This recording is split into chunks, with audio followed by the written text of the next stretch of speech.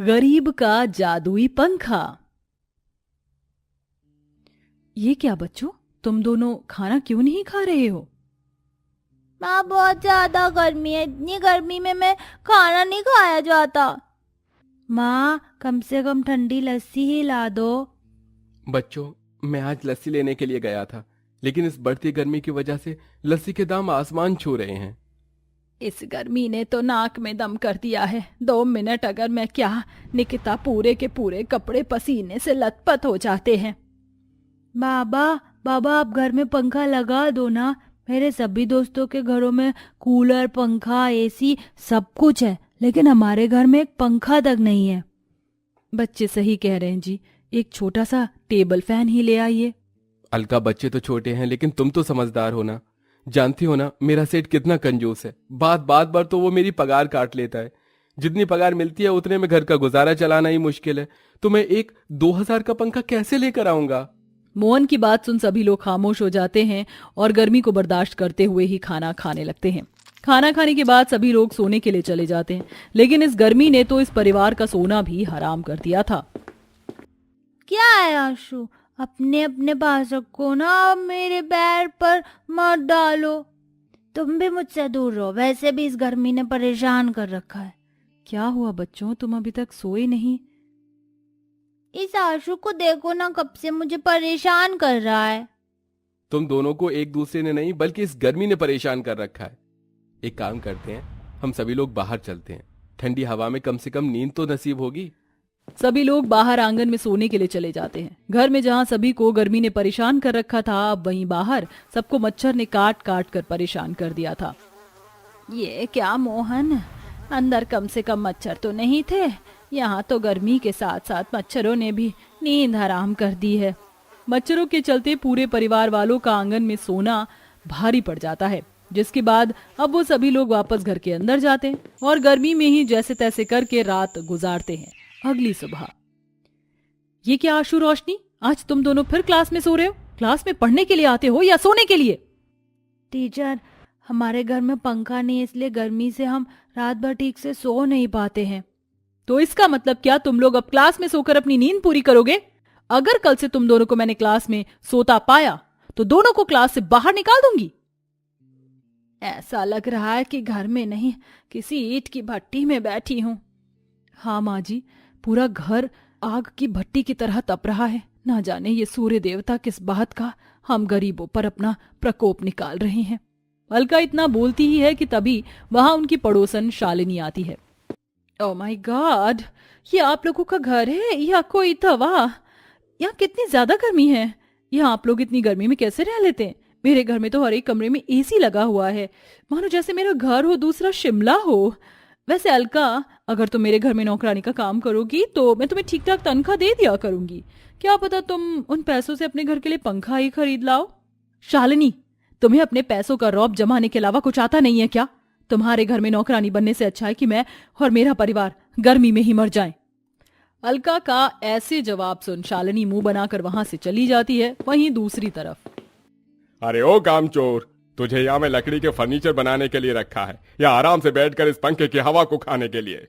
सेठ, बहुत देर से धूप में बैठे बैठे काम कर रहा था, पसीने से लथपथ हो गया था, इसलिए थोड़ा अंदर जाकर ठंडी हवा खा रहा हूँ। ये पंखा क्या मैंने तुम कारीगरों के लिए लगाया है जो ये मुफ्त में बैठकर हवा खा रहे हो? जाओ जाकर अपना काम करो। सेठ का गुस्सा देख बेचारा मोहन आगे कुछ नहीं बोलता और जाकर फर्नीचर बनाने में लग जाता है।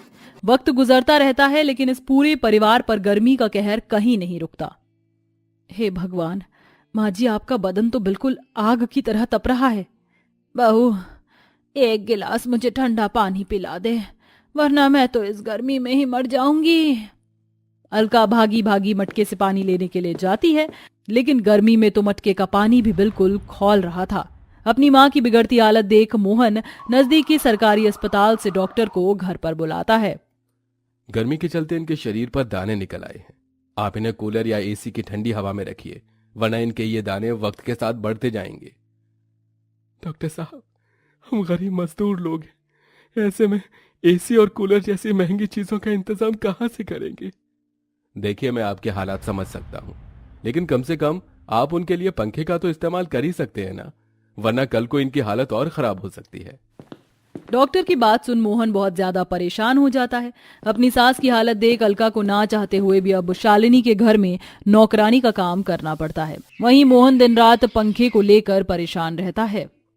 हे भगवान, अब मैं पंखे का इंतजाम कैसे करूंगा? कम से कम 1000-1500 का तो पंखा आएगा और सेठ तो मुझे पैसे देंगे नहीं। ये सोचते हुए मोहन लकड़ी का सोफा बना रहा होता है कि तभी उस लकड़ी के सोफे को देख मोहन के मन में एक ख्याल आता है। मैं पंखा खरीद नहीं सकता तो क्या हुआ, बना तो सकता हूँ। मैं लकड़ी का पंखा बनाऊंगा और कबाड़ी वाले की दुकान से सस्ते दामों में मोटर खरीद कर उसमें लगा दूंगा। ज्यादा नहीं, थोड़े दिन तो लकड़ी का पंखा चलेगा ही ना। मोहन अपनी कुल्हाड़ी उठाता है और पास वाले जंगल में ही अब अपना लकड़ी का पंखा बनाने के लिए निकल जाता है। सारा जंगल ढूंढ लिया लेकिन कोई भी लकड़ी मुझे ढंग की नहीं मिली। सारी की सारी लकड़ियां बेकार हैं। मोहन इतना बोल ही रहा होता है कि तभी उसकी नजर एक बड़े से पेड़ पर जाती है जो दिखने में भी बहुत बड़ा, सुंदर और उसकी लकड़ियां काफी ज्यादा मजबूत होती हैं। ये पेड़ पंखा बनाने के लिए बिल्कुल सही है। मोहन कुल्हाड़ी उठाकर जैसे ही उस पेड़ को काटने जाता है कि तभी उस पेड़ के अंदर से यह आवाज आती है, रुको, मुझे मत काटो। हे भगवान, ये क्या? ये पेड़ तो बोल सकता है। हाँ, क्योंकि मैं इस वन का राजा हूँ और मेरे पास कई जादुई शक्तियाँ हैं। मैं तुम्हारी अपनी जादुई शक्तियों से मदद कर सकता हूँ। बताओ, तुम्हें क्या चाहिए? मुझे आपसे कुछ ज्यादा नहीं, बस एक पंखा चाहिए। अगर मैं जल्द से जल्द अपने घर पर पंखा नहीं लेकर गया तो मेरी माँ की हालत और खराब हो जाएगी। बस इतनी सी बात। इतना कहते ही वो पेड़ अपनी जादुई शक्तियों से मोहन को कुछ लकड़ियां देता है। ये लो, ये जादुई लकड़ियां हैं।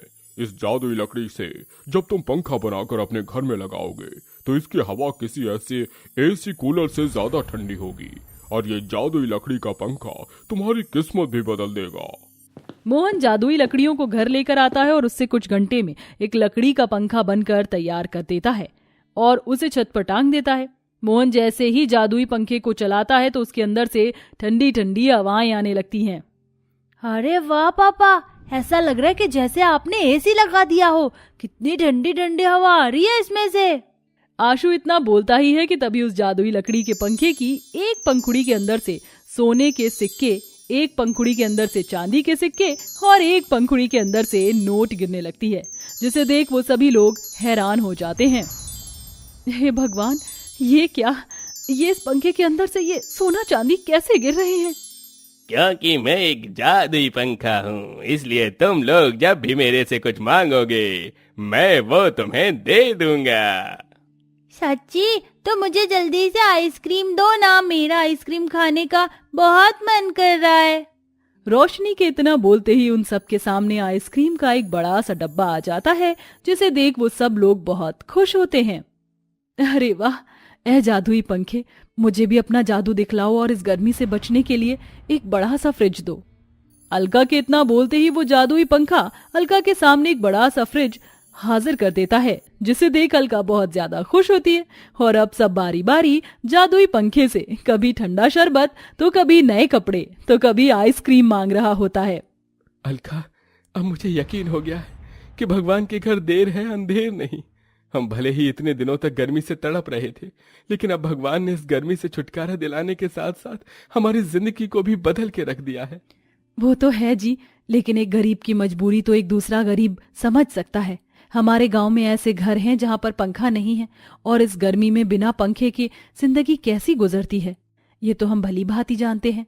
मैं सोच रही थी जैसे उस जादुई लकड़ी से आपने हमारे लिए ये जादुई पंखा बनाया है, वैसे ही आप उन लोगों के लिए भी जादुई पंखा बनाएं और उनकी मदद कीजिए। भगवान ने हमारी मदद की है और हमें दूसरों की मदद के काबिल भी बनाया है। अलका, तुमने तो मुझे बहुत अच्छी तरकीब बताई है। मोहन वापस उस वन देवता के पेड़ के पास जाता है और उससे ढेर सारी जादुई लकड़ी मांगता है और अब मोहन उन लकड़ियों से काफी सारे जादुई पंखे बनाता है और एक छोटी सी दुकान खोलकर लोगों को बेचना शुरू कर देता है। बेटा, ये पंखा कितने का है?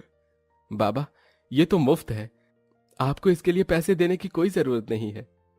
अरे सच में बेटा, ये हम गरीबों के लिए मुफ्त है। भगवान तेरा भला करे। मेरा परिवार तो इस गर्मी से तड़प तड़प कर अपनी जिंदगी जी रहा था, लेकिन अब लगता है अब मेरे परिवार को भी इस गर्मी के मौसम में ठंडी राहत मिलेगी। मोहन गरीब लोगों को मुफ्त में कुछ जादुई पंखा देता है, जिसकी मदद से अब उन गरीब लोगों के काफी ज्यादा मदद होती है। मोहन अब अपने परिवार और उस जादुई पंखे के साथ खुशी खुशी अपनी जिंदगी जीता है।